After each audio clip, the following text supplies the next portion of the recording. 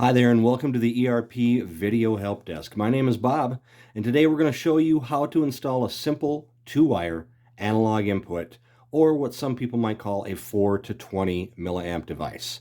So let's get started. As you can see here, we are using an L400 for this demonstration. If you've purchased an L800 Thor, it'll be exactly the same. You just have 4 more analog inputs and 4 more dry contact inputs.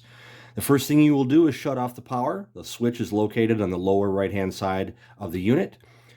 We always like it if you can unplug the unit from wherever you have it plugged in, if possible, just to be extra safe. After that, you're going to open up the latches, which are located on the right-hand side of the unit. And as you can see here, we now have the unit open. And the sticker that you'll see first just describes everything that you'll see down here below.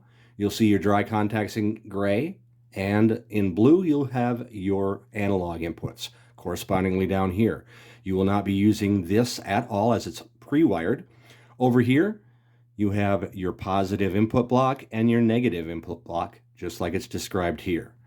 So in this particular diagram, we are going to start with a jumper wire. I always like to install my jumper wires before I do anything, and I'll explain why in just a second.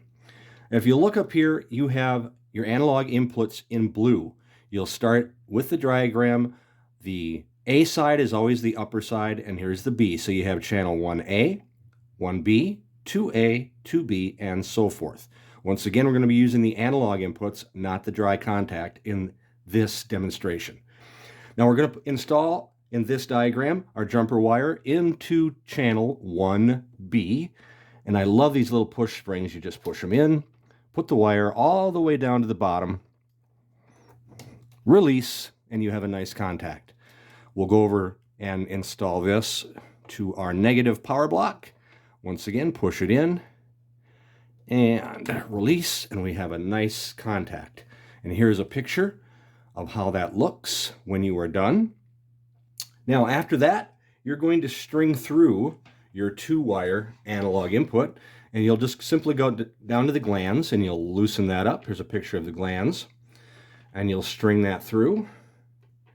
Now, one of the reasons I like to put my jumper in first, so that I would not forget it, is in this particular analog input. If you would just put these two wires in and forget the jumper wire, you might possibly send power up into the control board, and it could possibly damage it. So that's why I like to put this one in first, because actually what you're measuring in this device is simply the milliamps that are passing from point A to point B. So let's get this started. First of all, I want to tell you, always check your manufacturer's color codes. Most of the time you'll see negative in black. However, sometimes, in this case, we have our positive in red, but I have seen them in white, I have seen them in gray. So always check with your manufacturer what they have used as a wire for what positive and negative is.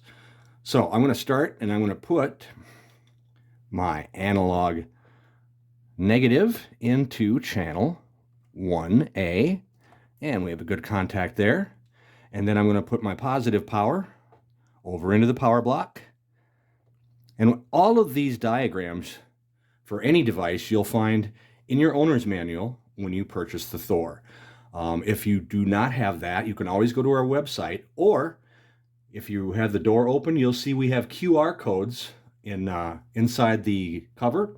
Just scan the QR codes. It'll take you right to all these videos and our articles or diagrams.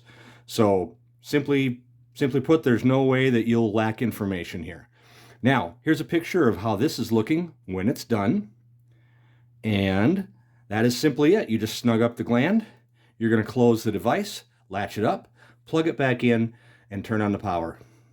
That hopefully made it simple for you. Once again, my name is Bob. I work for Energy Resource Products. Your data anywhere, anytime, all the time. Have a great day.